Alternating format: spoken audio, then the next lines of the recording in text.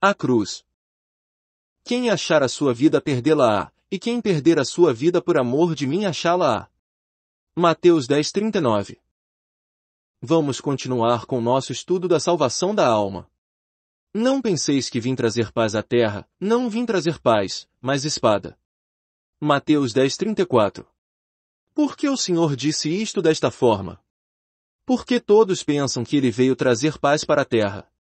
Para corrigir este conceito, ele diz abertamente aos seus ouvintes que não veio trazer a paz mas a espada.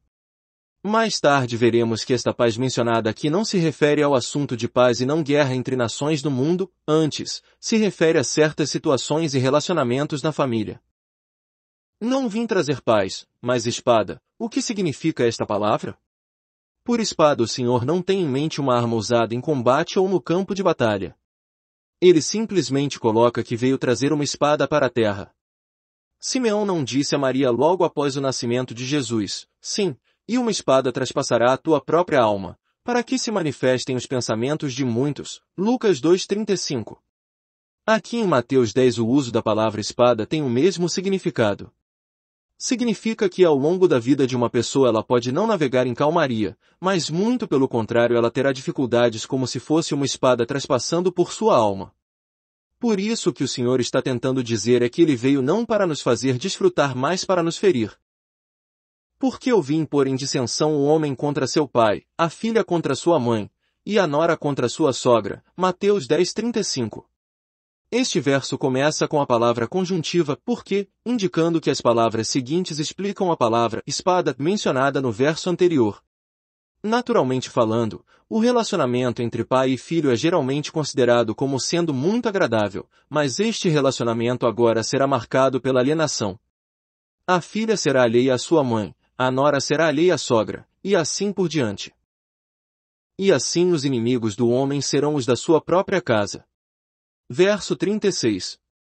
Ter um inimigo é ter amargura. Os da sua própria casa os quais você ama virarão suas faces contra você, ferindo o seu coração. Agora haverá hostilidade e rancor no seu lar. Quem ama o pai ou a mãe mais do que a mim não é digno de mim, e quem ama o filho ou a filha mais do que a mim não é digno de mim. Verso 37. 2 vezes neste verso Jesus menciona as palavras não e digno. Você já perguntou por que devemos amar mais o Senhor do que nosso próprio pai ou mãe ou filho? Se no mundo você ama mais uma pessoa do que o Senhor, você não está pronto para ser seu discípulo. Para ser discípulo de Cristo você precisa amar completamente o Senhor. Esta é a condição para ser seu discípulo. É completamente impossível para você amar o Senhor e a outra pessoa igualmente ao mesmo tempo. E quem não toma a sua cruz, e não segue após mim, não é digno de mim. Verso 38. Este verso é a soma do que foi dito antes, esta é a cruz. O que significa tomar a cruz? O Senhor não disse que aquele que não toma a sua carga e segue após mim não é digno de mim. Não, ele diz que quem não toma a sua cruz e segue após mim não é digno de mim. Uma carga não é uma cruz, carga é uma coisa inevitável. Cruz, entretanto, está sujeita à escolha da pessoa e portanto pode ser evitada. O que a primeira cruz histórica foi, assim as incontáveis pequenas cruzes que vêm depois serão, assim como a cruz original foi escolhida pelo Senhor, a cruz de hoje também precisa ser escolhida por nós. Algumas pessoas assumem que estão carregando a cruz sempre que elas estão passando alguma privação ou se encontram angustiadas. No entanto, isto não é verdade porque estes tipos de coisas podem naturalmente acontecer com qualquer pessoa até mesmo se aquela pessoa não é um crente. Todas as cruzes que alguém toma precisam ser escolhidas por ela mesma. Por esta razão a pessoa deve se guardar contra um erro aqui, que é, não se deve criar cruzes para si mesmo. Devemos tomar a cruz, não criá-la. Portanto é um grande engano considerar tudo que recair sobre nós como sendo cruzes para tomarmos. Quaisquer cruzes que nós mesmos criamos não são reconhecidas como cruzes a serem tomadas. O que então é uma cruz? Deve ser parecida com o que o Senhor mesmo disse, meu Pai, seja feita a tua vontade, Mateus 26:42. O Senhor disse ao seu Pai para não responder conforme a vontade do Filho, mas conforme a vontade do Pai. Isto é a cruz, tomar a cruz é escolher a vontade que o Pai decidiu. Posso dizer sinceramente que se nós não escolhemos a cruz diariamente, não temos cruz para carregar. Se o Senhor tivesse esperado até que a cruz viesse até ele aqui na terra, como seria possível para ele ter sido o cordeiro imolado desde antes da fundação do mundo? Pois ele não tinha escolhido a cruz no céu quando ele estava lá e então esvaziou-se a si mesmo, tomando a forma de servo, tornando-se semelhante aos homens, e, achado na forma de homem, humilhou-se a si mesmo, tornando-se obediente até a morte, e morte de cruz. Filipenses 2, 7 e 8. Nosso Senhor realmente escolheu a cruz. Ninguém me tira de mim, mas eu de mim mesmo a dou. Tenho autoridade para dar, e tenho autoridade para retomá-la. João 10, 18. De acordo com o mesmo princípio, nossa cruz deve ser alguma coisa a qual nós mesmos escolhemos. Nas áreas de nossas roupas, comidas e moradias nós também temos escolha. Podemos escolher o que vestir, o que comer e como morar. O grau de como buscamos estas coisas deve se estender até nossas necessidades naturais nestas áreas. Se buscamos estas coisas para satisfazer nossas luxúrias, não estamos tomando a cruz. Não podemos prescrever quem deve vestir tal roupa, comer tal tipo de comida, ou viver em tal tipo de casa, mas qualquer um que desejar extrair extrema satisfação destas coisas não toma a cruz. Ninguém se atreve a dizer o que você deve ter ou o que você não deve ter. Ao contrário, você é quem deve perguntar se sua alma extrai desfrute e satisfação destas coisas. Qualquer coisa que supra suas necessidades é permitida por Deus. Roupa, comida e abrigo são coisas legítimas. No Velho Testamento podemos ver Deus provendo estas coisas para os filhos de Israel, portanto ele nunca pretendeu ter seus filhos totalmente ocupados com este assunto. Se procurarmos por absoluto desfrute nestas áreas não estaremos tomando a cruz. Quão frequentemente as pessoas não estão vestidas para proteger o corpo e não estão comendo para satisfazer sua fome mas para buscar puro desfrute. Todos os requerimentos naturais devem ser supridos, mas a luxúria proveniente da carne não deve ser satisfeita. Nada deve ser em excesso. Deus realmente intervém na roupa, comida, moradia e viagem do homem? De fato ele intervém. E esta intervenção se constitui na cruz. Vamos ilustrar este assunto. Quando Adão estava no jardim do Éden, todas as suas provisões necessárias eram devidamente supridas. Ele poderia comer os frutos de todas as árvores exceto o fruto de uma árvore que era a árvore do conhecimento do bem e do mal. Então ele comeu desta árvore porque seu fruto proibido era bom para comer e agradável para os olhos, mas não porque ele iria preencher sua necessidade natural. Isto se tornou uma luxúria para ele. O que Deus permite está restrito à necessidade natural. Qualquer coisa que exceda isto é impróprio e considerado como coisa do mundo, tais como roupa, comida e abrigo. E por esta razão devemos buscar somente o suprimento das necessidades e não a gratificação das luxúrias. Devemos tomar a vontade de Deus como regra absoluta nestas coisas. De outra maneira, poderemos seguir a vontade da carne ou nos satisfazendo completamente ou até maltratando nosso corpo como se fossemos mais santos que os outros. Precisamos ver que nenhum extremo é aprovado por Deus em sua palavra. Ele nem nos diz que desfrutemos das coisas deste mundo nem nos declara que o ascético distrato do corpo tem algum valor contra a satisfação da carne. Ao contrário, compare João 2,14 e 15 e Colossenses 2,23. Quem achar a sua vida perdê-la-á, e quem perder a sua vida por amor de mim achá-la-á. Mateus 10:39. Este verso conclui a passagem de Mateus 10 que estávamos estudando. O que então significa tomar a cruz? Significa que uma pessoa perde sua vida da alma por amor a Cristo, é ferida em seu coração por amor a Cristo e sofre angústia e tristeza. Tudo isto é o perder da alma. Algumas pessoas se recusam a sofrer ou disciplinar seu desejo emocional, e por permitirem que suas almas desfrutem excessivamente, certamente perderão suas almas. Perder a alma por amor ao Senhor não é deixar sua alma ser satisfeita em suas exigentes luxúrias e deleites. Se por amor a Cristo deixamos de buscar o que naturalmente mais gostamos, isto será reconhecido como perder a alma por amor a Ele. Vamos reconhecer que o significado de ganhar a alma hoje se aplica igualmente para o ganhar a alma no futuro, e o significado de perder a alma agora é o mesmo que perder a alma no futuro. Os seus significados devem manter os mesmos. Em outras palavras, Perder a alma por amor ao Senhor denota a recusa de permitir que a alma seja gratificada e favorecida hoje, e perder a alma no futuro significa negar a alma satisfação e desfrute no reino. Quando aquele dia vier, ou seja, quando o reino chegar, algumas pessoas terão a sua alma satisfeita enquanto que outras terão suas almas insatisfeitas. Todo aquele que nesta era satisfez os desejos de sua alma com excessivo desfrute além das necessidades naturais não terá nada no reino futuro. Igualmente, todo aquele que por amor ao Senhor perdeu estas coisas nesta era será plenamente satisfeito no reino da era vindoura. Todo aquele que vencer o mundo será recompensado no reino. Isto é absolutamente certo. A salvação do espírito é concedida na hora em que cremos no Senhor. A salvação da alma depende do que fazemos, praticamos hoje. Caso você ame roupas, comidas e amigos e tem tudo isto para a satisfação de sua alma, deixe-me dizer-lhe com a autoridade do Senhor que você perderá a glória do reino. Bem-aventurados vós, que agora tendes fome, porque sereis fartos. Bem-aventurados vós, que agora chorais, porque haveis de rir diz o Senhor, mas, ai de vós, os que agora estáis fartos. Lucas 6, 21 e 25. Por que magoar os que estão fartos? Porque eles já estão satisfeitos agora. Porque os que choram são abençoados. Porque eles serão satisfeitos no futuro. Esta, então, é a diferença entre o ai e a bem-aventurança. Lucas 14, 25 a 35. Ora, iam com ele grandes multidões, e, voltando-se, disse-lhes, verso 25. Por que havia semelhante multidão indo com o Senhor? Porque ele tinha acabado de pregar o Evangelho. Como indica a parábola que precede este verso, ele convida um grande número de pessoas para virem.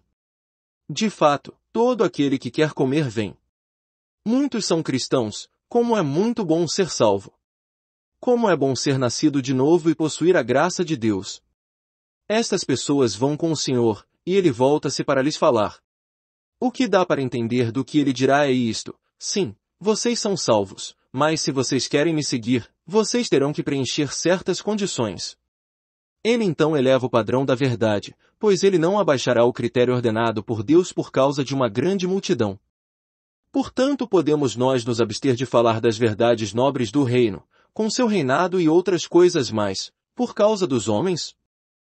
A porta pela qual os que creem no Senhor Jesus são salvos é ampla, mas a porta pela qual os que o seguem e são glorificados com ele é estreita. Todo o que o Pai me dá virá a mim, e o que vem a mim de maneira nenhuma o lançarei fora. João 6,37. Isto é salvação. No entanto, há condições para os que desejam seguir o Senhor e ser seu discípulo. Se alguém vier a mim, e não aborrecer a pai e mãe, a mulher e filhos, a irmãos e irmãs, e ainda também a própria vida, não pode ser meu discípulo. Lucas 14, 26. Aqui o Senhor reconsidera a questão concernente à alma. Ele primeiro menciona o pai e a mãe, esposa e filhos, irmãos e irmãs, então ele menciona a alma. Se alguém está apto a não olhar para a sua alma como preciosidade, ele é livre de todas as amarras. Deve-se pôr de lado qualquer coisa que contente e pacifique a alma. O Senhor não disse que se deve lançar fora seu pai, mãe, esposa e filhos, irmão e irmãs. O que ele disse é que se deve livrar-se da vida natural para que se possa reunir todo o seu amor o qual se tem por outras pessoas para então amar mais o Senhor. Isto é um dever. Antes de um homem começar a segui-lo, uma barreira formidável é colocada diante dele pelo Senhor. Se ele puder superar esta barreira, ele estará apto para vencer qualquer coisa no futuro. O Senhor não espera para pôr esta barreira depois que se entrou pela porta. Não, a barreira está ali logo no início. E aquele que supera esta barreira está pronto para ser discípulo do Senhor. Depois que Cristo salva uma pessoa, a primeira coisa que se levanta na porta do discipulado é esta condição. O Senhor não estabelece esta condição 3 ou 5 anos depois que a pessoa nasce de novo. Se uma pessoa será seu discípulo é um assunto a ser decidido bem no princípio. Quem não leva a sua cruz e não me segue, não pode ser meu discípulo. Verso 27.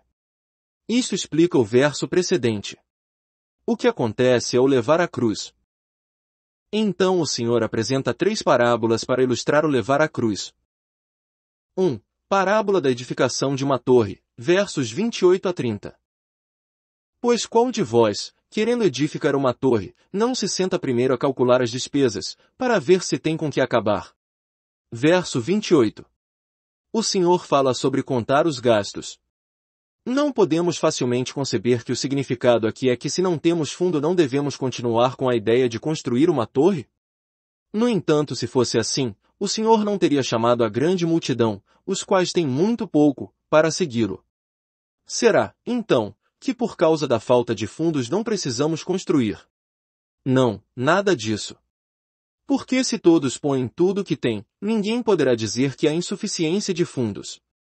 O que o Senhor realmente quer dizer aqui é que, se uma pessoa deseja pôr tudo o que tem para construir uma torre. Por exemplo, se a construção da torre custará $500 e o homem deseja gastar apenas $300 para guardar os $200 restantes para outros propósitos, isto não pode ser considerado como não ter fundo suficiente. O fundo se tornou insuficiente somente porque ele guardou uma parte para outros propósitos que não o de construir a torre. Aquele que guarda amor para outros não está pronto para amar a Cristo. Deve-se aborrecer seu próprio pai e mãe, esposa e filho e irmãos e irmãs, e até mesmo sua própria vida, com a finalidade de tirá-los para fora do seu coração. Cristo não pergunta quanto uma pessoa dá, mas se ela deu tudo a ele. Para não acontecer que, depois de haver posto os alicerces, e não a podendo acabar, todos os que a virem comecem a zombar dele, dizendo: Este homem começou a edificar e não pode acabar. Versos 29 e 30. Este será o fim daquele que não deseja amar o Senhor totalmente. Ele tem que parar de construir a torre depois de ter posto os alicerces porque guardou um pouco para si e não deseja dar tudo para o Senhor. 2. A parábola da guerra, versos 31 e 32. Ou qual é o rei que, indo entrar em guerra contra outro rei, não se senta primeiro a consultar se com 10.000 pode sair ao encontro do que vem contra ele com 20.000. Verso 31. Mobilizar 10.000 não significa que 10.000 são todos os soldados que o rei tem. Isto simplesmente significa que ele deseja usar somente 10.000. Se ele mobilizar a nação inteira, sem dúvida será vitorioso. No caso contrário, enquanto o outro ainda está longe, manda embaixadores, e pede condições de paz. Verso 32. Isto é dizer que se o rei não deseja pôr em jogo toda a sua tropa, é melhor para ele pedir por condições de paz e reconhecer sua derrota. Aquele que deseja investir tudo na construção ou na guerra encontrará exatamente o necessário, mas se ele guarda um pouco para si, experimentará muita insuficiência. Suponha que eu vá a uma livraria para comprar uma Bíblia, e ela custe $60, que é tudo o que tenho. Se pago somente $10, naturalmente não será suficiente, mas mesmo que eu pague $59 e guarde somente $1 para mim, isto ainda não será suficiente. Portanto, é absolutamente certo que aquele que não toma a sua cruz e segue totalmente o Senhor não é digno nem capaz de ser um discípulo do Senhor. Não é devido à insuficiência, mas por guardar um pouco para si. Por isto, não guardar nada para si à cruz, devemos colocar tudo sobre a cruz. Alguns podem perguntar como sabemos que esta parábola nos ensina a necessidade de colocar tudo sobre a cruz? Porque isto é o que o Senhor mesmo explica no verso seguinte. Assim, pois, todo aquele dentre vós que não renuncia a tudo quanto possui, não pode ser meu discípulo. Verso 33. Este verso comenta as duas parábolas acima. O problema com estas duas pessoas já mencionadas não está no fato de elas não terem o suficiente, mas em elas não desejarem gastar tudo. Quão frequentemente queremos ambos, estamos como que divididos entre amar o mundo por um lado e amar o Senhor por outro. Para nós amar inteiramente o Senhor, não podemos, porém amar somente o mundo é algo que nos faz sentir envergonhados por ser injusto para com o Senhor.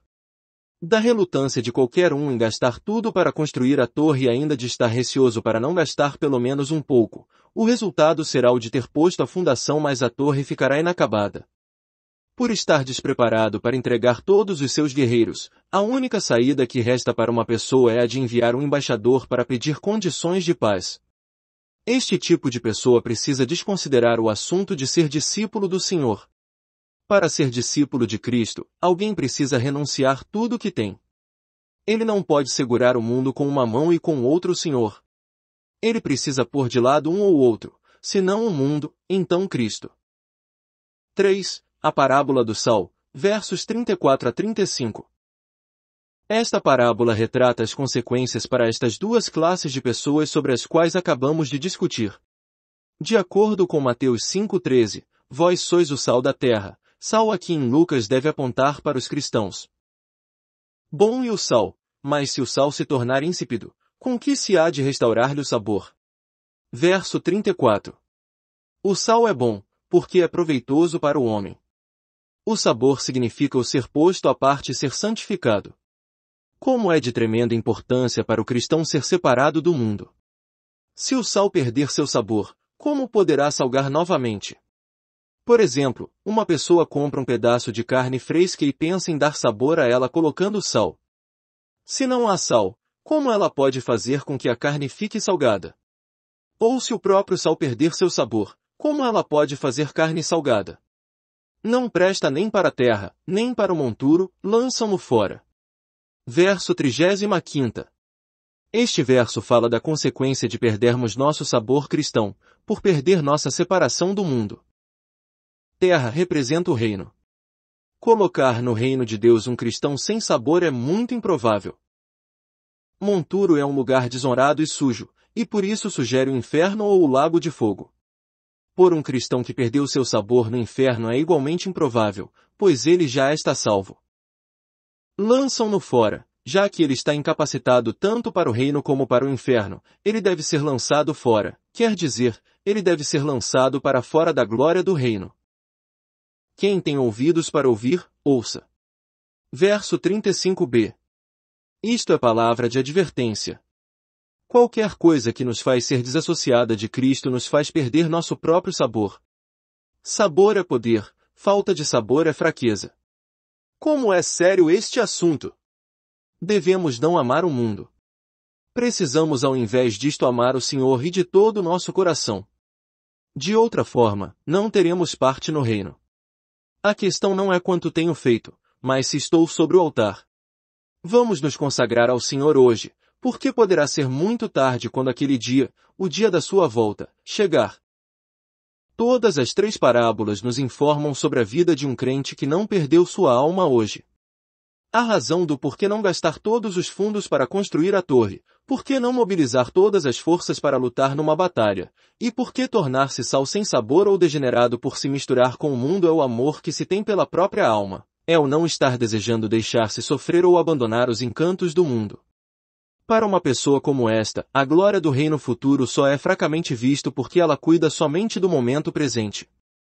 Se ela tivesse desejado negar as demandas da sua própria alma por negar-se a si mesmo, tomando a cruz e fazendo a vontade de Deus, não teria sido difícil para ela construir ou lutar, abandonar seu pai, mãe, esposa, filhos, irmãos, irmãs, e até mesmo sua própria vida, e ser totalmente separado do mundo para se tornar sal com sabor. Se nesta era não perdermos nossa alma mas ao invés disto fizermos o que gostamos, ou se nossa consagração é imperfeita, seremos lançados fora durante o tempo do reino e seremos ridicularizados por termos falhado no discipulado. 15. Extraído do livro A Salvação da Alma. Inscreva-se no canal Desfrutar é bem melhor. Vatmanei.